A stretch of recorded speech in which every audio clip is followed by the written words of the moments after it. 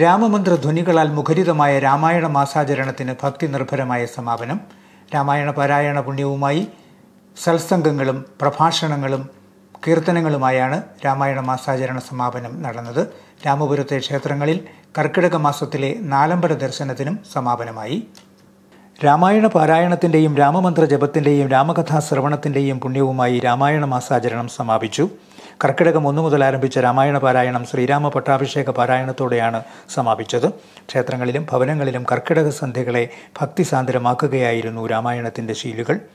പരമ്പരാഗത രീതിയിൽ രാമായണ പാരായണം പൂർത്തീകരിച്ച് കർക്കിടക ചികിത്സകളും ഔഷധ സേവയും എല്ലാമായി പുതുവർഷത്തെ വരവേൽക്കാനുള്ള ശാരീരികവും മാനസികവുമായ ഉന്മേഷം നേടുകയാണുണ്ടാവുന്നത്.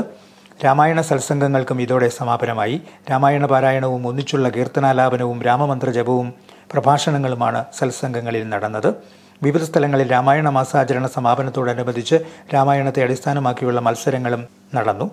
രാമപുരത്തെ നാലമ്പലങ്ങളിൽ ഈ വർഷം വലിയ തിരക്കാണ് അനുഭവപ്പെട്ടത്.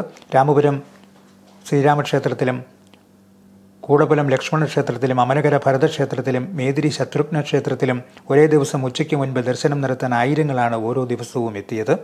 സംസ്ഥാനത്തിൻ്റെ വിവിധ ഭാഗങ്ങളിൽ നിന്നും സ്വകാര്യ വാഹനങ്ങളിലും KSRTC പ്രത്യേക സർവീസുകളിലും ഭക്തർ രാമപുരത്തേക്ക് ഒഴുകിയെത്തി. കർക്കിടക മാസത്തെ ഭക്തിസാന്ദ്രമാക്കിക്കൊണ്ട് നാലമ്പല ദർശനവും രാമായണ മാസാചരണവും സമാപിച്ചു. Star vision news, Pala.